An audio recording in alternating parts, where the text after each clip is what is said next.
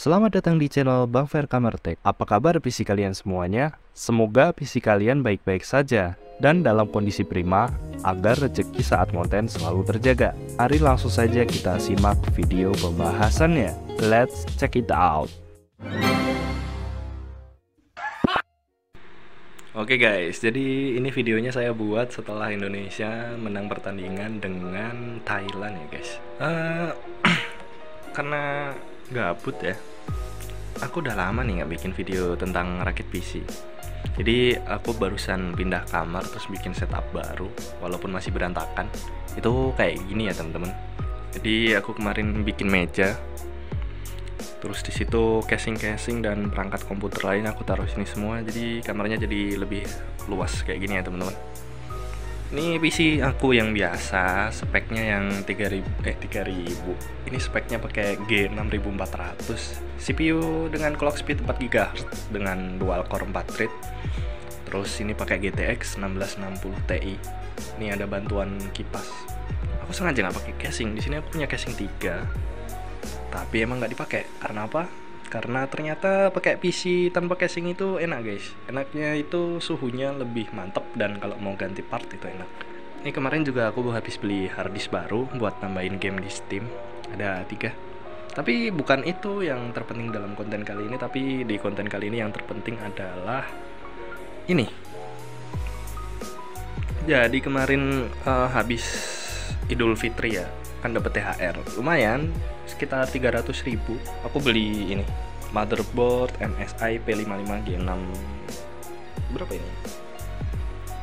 GD61. Ini motherboard support sampai Core i7 generasi pertama. Tapi jangan diremehin ya teman-teman.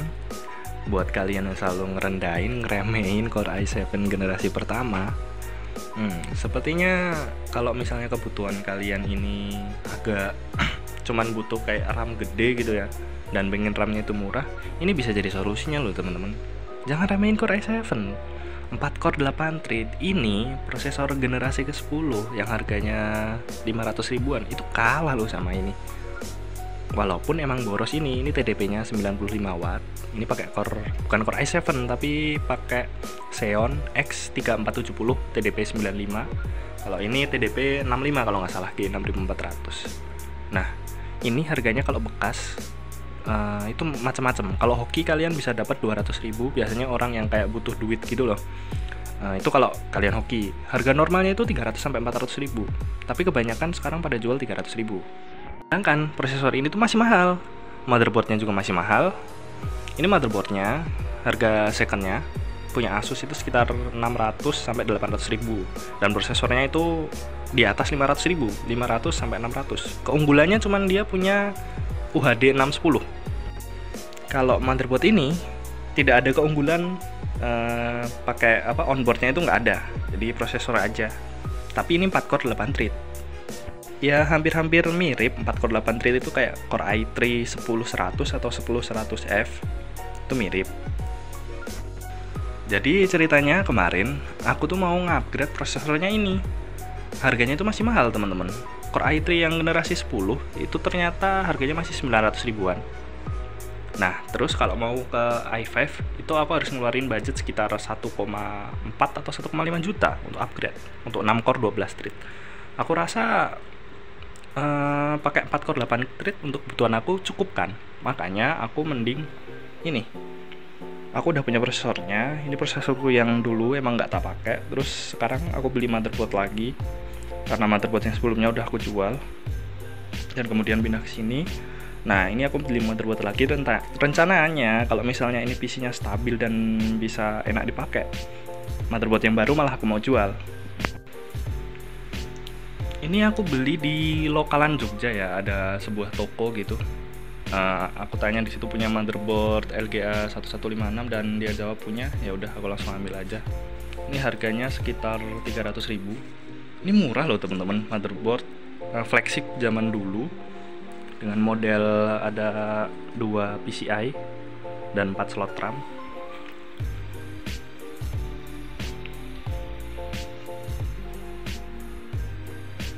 Untuk ukurannya ini Full ATX. Jadi di casing yang MATX ini nggak muat. Bisanya yang di sini sama di sini. Cuman aku emang nggak pakai casing sekarang. Ini casingnya pengen tak jual semua sih.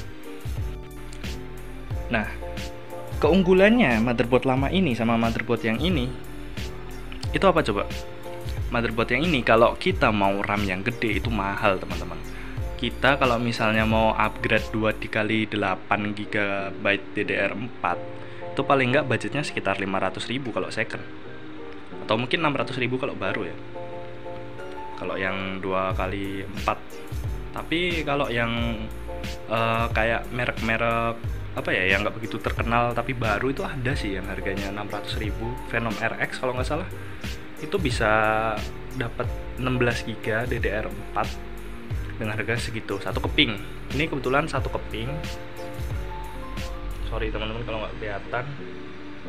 Di sini ada nih, RAM-nya di situ. Itu pakai Hynix. Jadi intinya mahal ya kalau mau upgrade.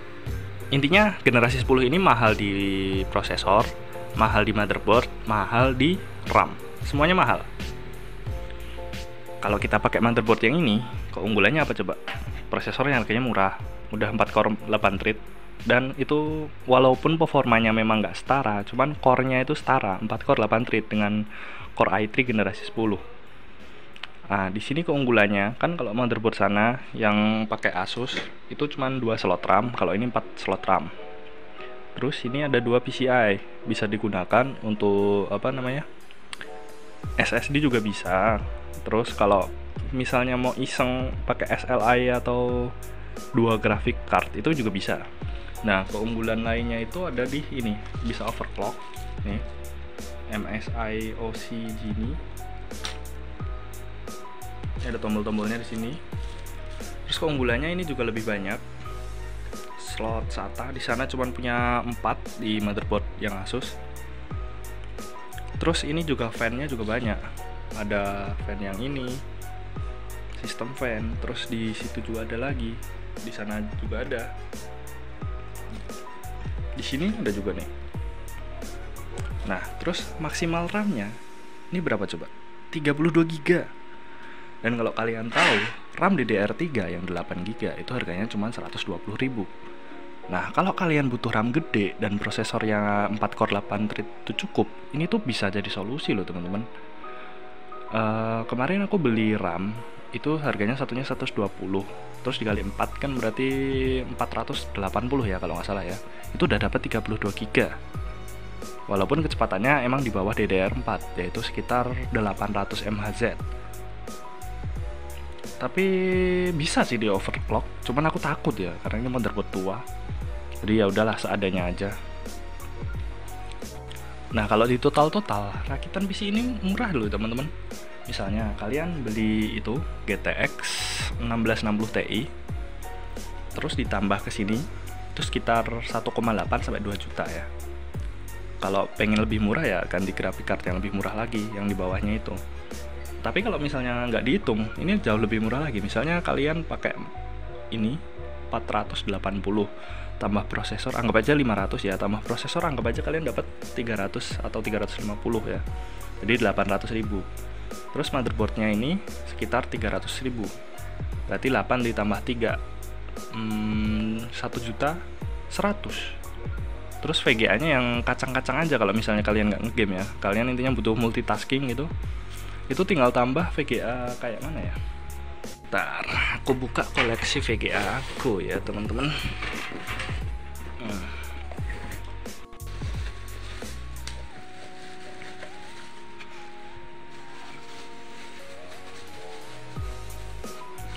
Nah, bisa pakai VGA kayak begini. Ini R7 240. Ini buat main PES 2020 udah cukup banget. Ini harganya berapa ya sekarang? Sekitar 300 ribuan. Kalau enggak, kalian pakai VGA ampas seperti ini ya, GT730 DDR3. Tapi ini kayaknya fake sih, soalnya buat main Genshin itu settingannya di bawah 768p.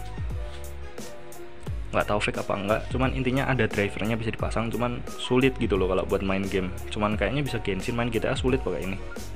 Nah, kalau motherboard tua itu sebenarnya cocoknya pakai VGA ini kalau pengen yang murah-murah aja. Ini aku beli dulu harganya 125. Nggak tahu sih sekarang ini GT 9800. Jadi kalau tadi 1.100.000 misalnya ditambah ini 120 atau 150 kan cuman 1.250.000. Cocok lah hardware lama, motherboard lama. Cuman kalau performanya pengen bagus ya pakai VGA-nya kayak GTX 1660 Ti lah minimal lah. Kalau nggak super gitu. Itu udah oke banget. Aku udah nyobain main Cyberpunk sih kemarin pakai 4 core 8 thread-nya X3470. Itu grafisnya bisa di high, settingan 1080. Kalau pakai GT 210 kayak gini nggak worth it sih buat tahun sekarang. Yang paling worth itu ini, masih banyak yang jual, tapi harganya itu fluktuatif ya, nggak pasti. Nah VGA ini R5 230. Ini aku nggak kemarin sih, mungkin setahun yang lalu beli, harganya sekitar 170. Nah kalau di marketplace, ini di Jogja ya aku belinya ya. Kalau di marketplace itu aneh, pada jual 250 kalau nggak 200.000. Ini VGA-nya udah modern, ada apa namanya, DisplayPort, dan ini ada apa sih namanya, DVI ya, buat HDMI. Ini bagus banget, bisa support monitor 1080. Kalau cuman buat monitor kayak gitu aman, buat display. Terus kalau nge-game itu GTA bisa, Genshin bisa. Settingan 30 fps itu lancar, settingan low. Jadi saran saya mending kayak gini. Anggap aja VGA tadi 200 ya. Berarti 1.100.000 ditambah 200.000, 1.300.000. 1.300.000 tambah PSU-nya yang murah-murah aja, kayak yang apa? Kalau pengen yang murah kan yang 100.000 ada, berarti 1.400.000 udah bisa nyala nih PC.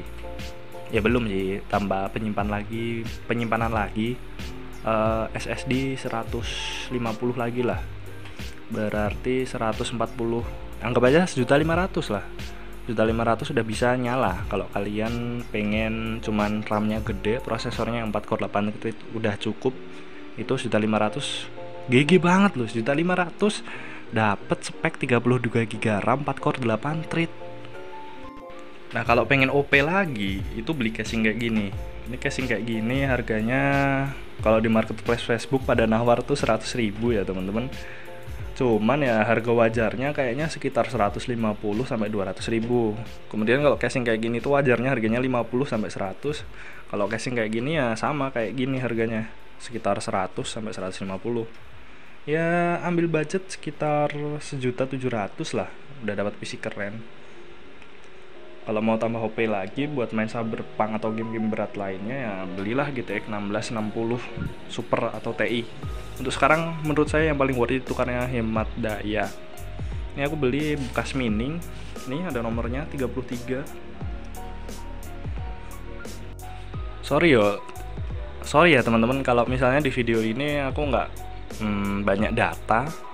Aku cuman punya cuplikan-cuplikan video saat di situ. Cuman kalau pengen gambaran ya, intinya 4 core 8 thread-nya itu, aku kemarin kan udah coba nih, aku nggak bohong nih, main Cyberpunk di sini sama di situ, enakan di situ. Di sini FPS-nya tuh nggak stabil, di sana stabil dan FPS-nya tinggi. Ada game Cyberpunk-nya, aku nggak bohong, aku buktiin sekarang. Tapi ini buat gambaran aja ya. Intinya yang G6400 ini kalah dengan itu X3470.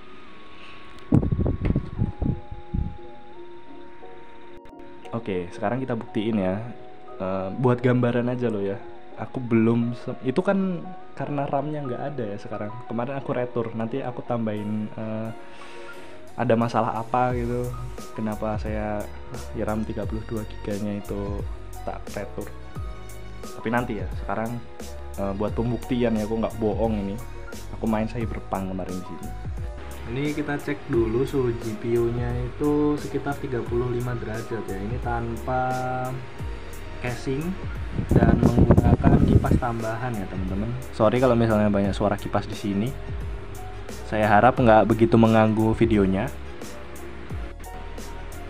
Nah, jadi settingannya itu kayak gini.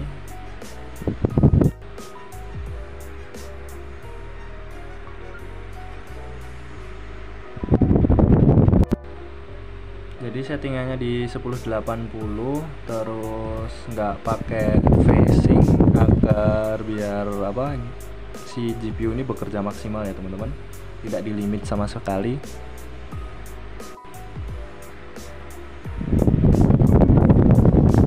Terus presetnya pakai high. Di FPS nya dapat segini ya teman-teman.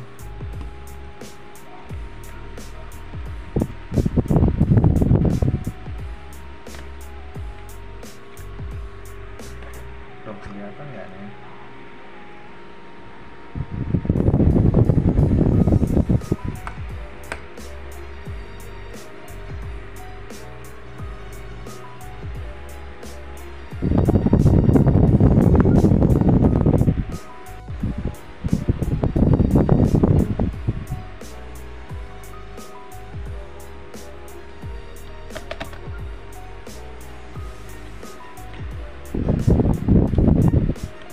Di settingan high 1080 ini dapat di fps 40-an.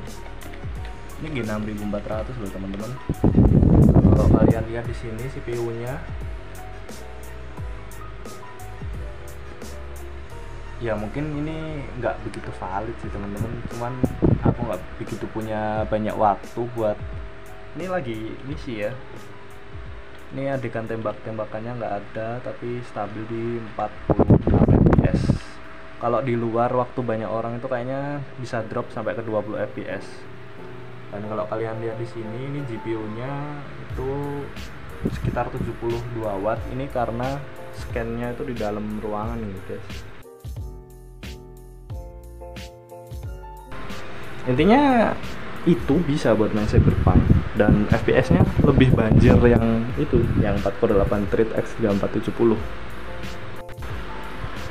Udah ya teman-teman, mungkin besoknya aja aku bakal record dan lain-lain. Kalau untuk sekarang saya bener-bener nggak ada waktu buat tes game. Aku juga minta maaf kalau misalnya kontennya ini rada-rada kayak nggak niat, kayak cuman ngevlog biasa, karena ya gimana ya, jujur aja sekarang aku lagi sibuk ngerjain sebuah skripsi, semoga aja bisa lancar dan aku cuman bisa konten kayak gini, nggak bisa lebih. Habis ini aja aku mau lanjutin skripsian aku, mungkin itu aja. Mungkin aku nanti juga akan tambahkan video tentang RAM yang tadi aku retur, sama itu bagaimana RAM itu bekerja dan lain-lain. Aku cantumin di habis video ini. Ini wadahnya ada 4. Kemudian ini RAM-nya sudah dipasang. Di task manager biasanya kalau RAM asli itu ada tulisannya di sini, terdeteksi sebagai merek apa. Ini tempat dimana saya membeli itu ada yang menunjukkan bahwa RAM ini dari Hynix, memiliki DRAM manufaktur dan part number, sedangkan produk yang dikirimkan ke saya ini kosong. Jadi DRAM manufaktur kosong dan part numbernya ini kosong. Ini saya sedang masuk menu BIOS untuk mengidentifikasi RAM tersebut. Ini adalah hardware monitor. Sini saya cek satu persatu. Sini Hyundai. Yang bawah juga sama, ini Hyundai.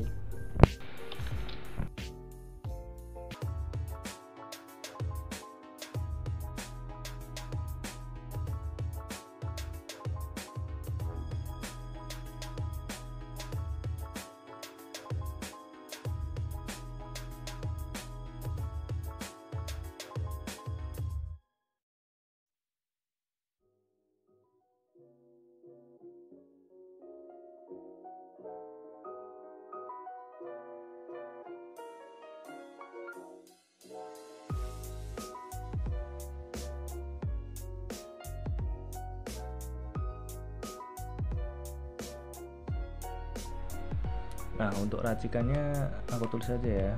Ini Mobo. Nah, aku disini udah tuliskan intinya Mobo, Proci, RAM, HDD, VGA, PSU, dan casing. Nah, ini harganya ya. Ini perkiraan aja. Mau komponennya itu bisa disesuaikan kalian sendiri. 300 tambah 300 600 ditambah 400 kan 1 juta 1.080.000 ditambah 20 berarti 1.100.000 1.150.000 Ini sudah 150 ditambah 50 sudah 200, sudah 400, sudah 400 ditambah 200 berarti sudah 600. Ini 1,6 tanpa CPU cooler. Kalau tambah CPU cooler ya paling nambah 150 lagi jadi sudah 750. Kalau PSU nya bagus ya paling enggak budget 2 juta udah beres lah, bisa pakai Aerocool United Power.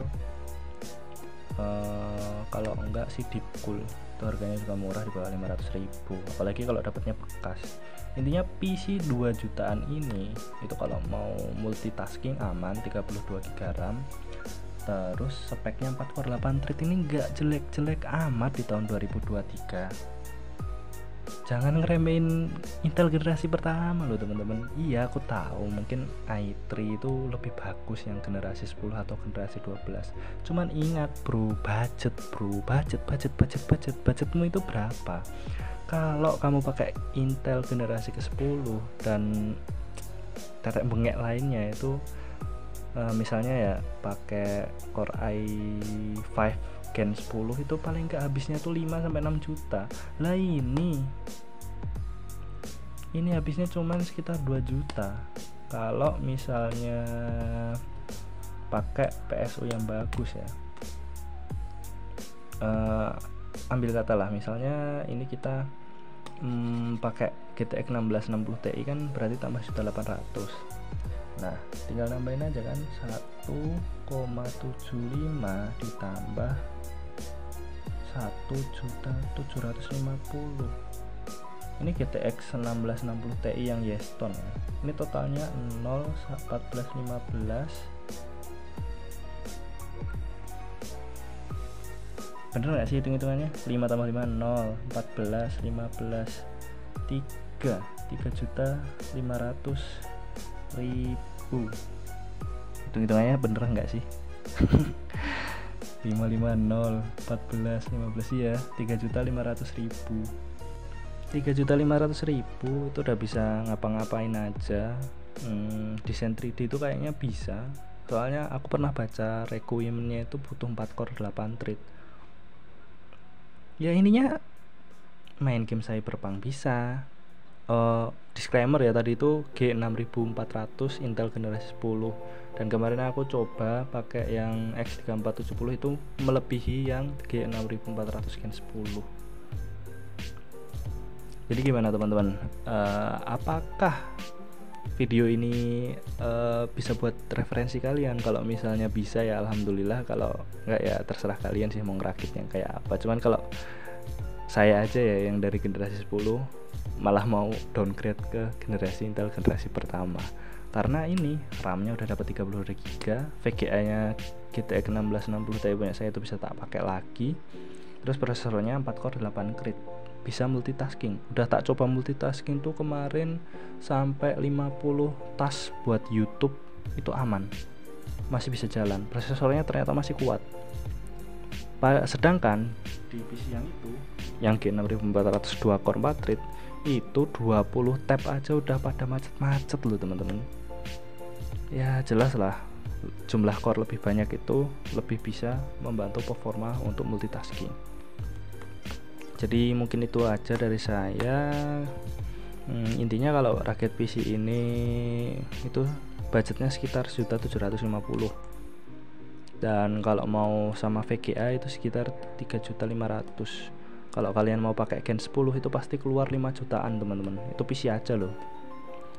Kalau mau pakai Core i3 mungkin ya habisnya sekitar 4-5 jutaan. Jadi menurut kalian gimana? Mending save budget terus pakai Intel generasi pertama, atau malah nambahin budget buat pakai Intel generasi 10? Kalau enggak lebih. Tapi kalau kalian pakai generasi 11 atau 12, aku jamin harganya pasti di atas 5 juta. Orang generasi yang itu aja paling enggak habisnya 6 juta kok, yang pakai 10400. Pokoknya 5 juta sampai 6 juta. Apalagi yang pakai generasi ke-12 pasti harganya lebih mahal. Mungkin itu saja ya, mahalnya itu enggak nyampe 2 juta ya, mungkin lebih mahal sejuta lagi. Mungkin itu aja dari saya. Semoga video ini bermanfaat. Wassalamualaikum warahmatullahi wabarakatuh. Sekian dan terima kasih.